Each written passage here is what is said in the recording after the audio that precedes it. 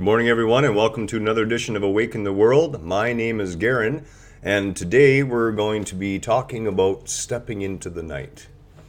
And this is, for this I have composed a little poetic piece as well, which I'm going to read, and that is going to form the basis of this video. So I hope you will all bear with me and bear with my poetry as well. The title of this piece is called Standing in the Light. Standing in the light of my Creator, I do not exist. How will I know myself? I asked. All I see is you. I will give you the illusion of darkness. I will introduce you to the night, said the One. Will I be afraid? I asked. Yes, said the One, very afraid. But only for a little while. Sleep, my child. We can imagine ourselves as that interior candle, that soft glowing light. We can imagine ourselves a brand new, newly manifested shard of creation, a little glowing speck of that magnificent, all-encompassing divine sun. And in that light, we lose ourselves. There's too much light, if there could ever be such a thing. All is light. And in there, we see no definition. We are outshone by the light of creation itself. So what did the Creator do? Well, the Creator, in his infinite wisdom, and we were listening to another Alan Watts discussion last night, and if you don't listen to Alan Watts, I sincerely suggest that you take a look at the Help Awaken page. There's a subscription there to the Alan Watts channel, and there are some fantastic lectures there as well. You know, I am not a person to say you should only be listening to me and no one else. I want you to expand your mind. I want you to expand your horizons. I want you to go out and search for yourself what you hold to be true. And if I can help you on that journey, if I can point you in that direction, then I have fulfilled my wish and my desire to serve you, to serve myself, to serve the One. So, how do we come to know ourselves? Well, the light of all creation, as Alan Watts said in the lecture we were listening to last night, you know, the first thing you do is you have a dream. That's the adventure. Because when you're the absolute and you are all-encompassing and you know all things, you can't actually know yourself. Because there is nothing outside yourself to compare yourself to. So, the illusion of darkness, the birth of the relative universe, the birth of relativity, where there must be dark to recognize light, up to know down, in to experience out, and cold to experience warmth. Are we afraid? Yeah. Let's face it. We come into a world, and we come into that world crying. The sheer weight of relative birth, screaming, eyes screwed shut, I tremble in fear. Does that not personify the birth experience?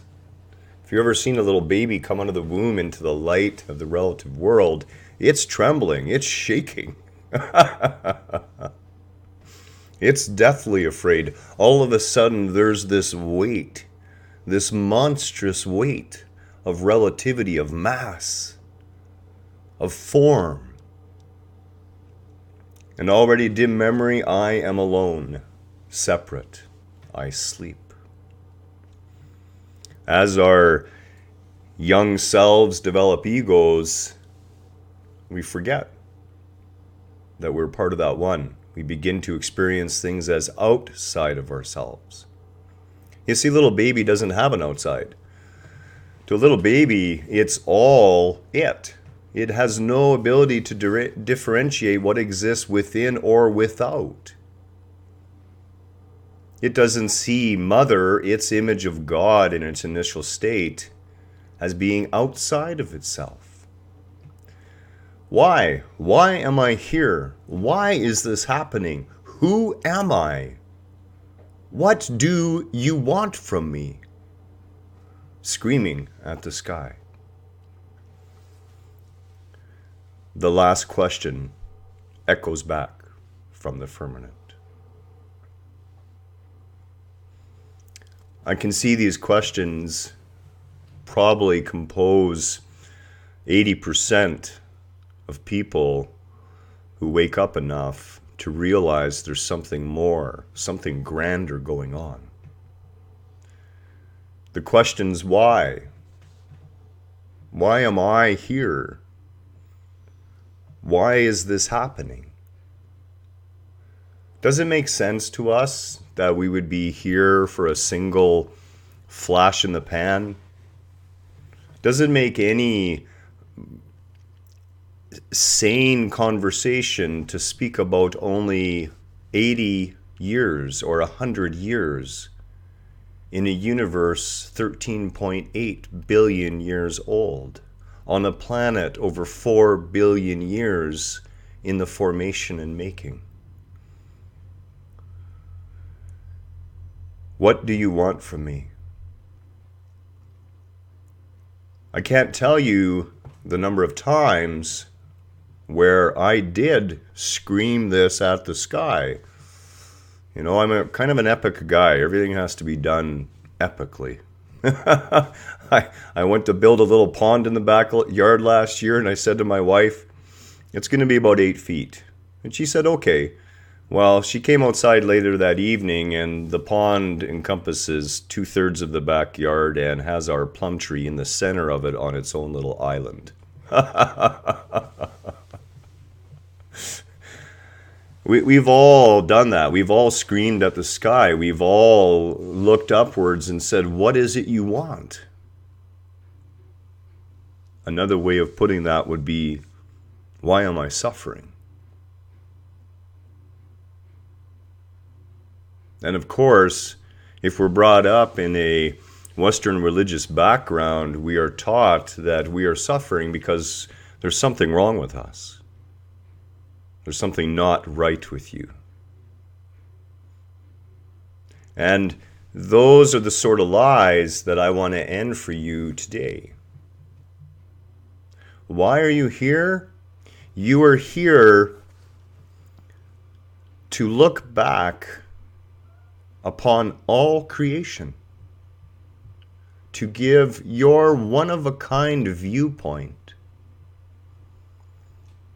The lens of your personality that you grow and evolve is offering a constantly changing, constantly evolving, constantly growing picture of God to God. The sea of consciousness looking back upon itself, that infinite womb of creation, of love, knowing itself through your eyes. Why is this happening? As I said, the only way the Absolute could come to know itself was to break itself down into a myriad number of pieces and convince every piece of itself to forget what it truly was.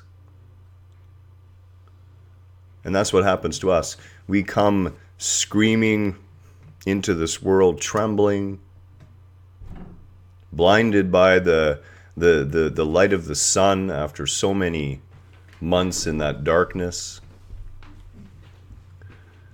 And we find ourselves screaming at the sky.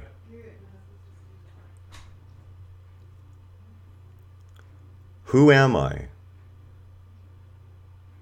A quintessential question. And yet, the question itself is flawed because the concept of I really doesn't exist. What do you perceive of yourself is a much better question to be asking.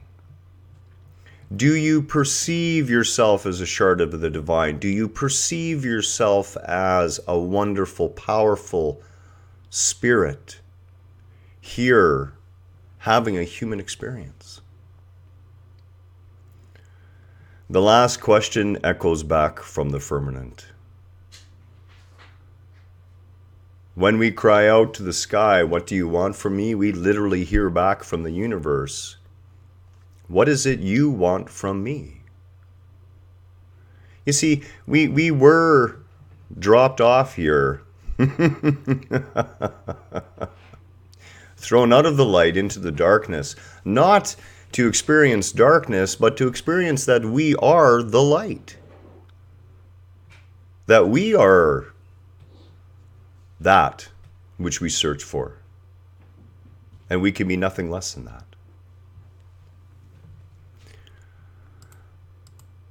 My desire for you, my fondest wish, is for you to understand that you are indeed that light.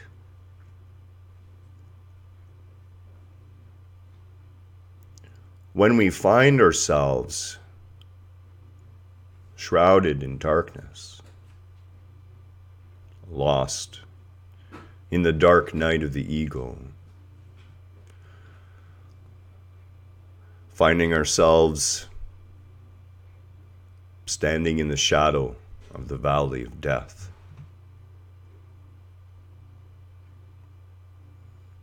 all you need do is remember the reason you're there is to simply shine. And that's all you need do. Much love and namaste. This has been a short production, and I do appreciate your time. Hope you have a wonderful day today, and that you realize in every moment that you are indeed the light.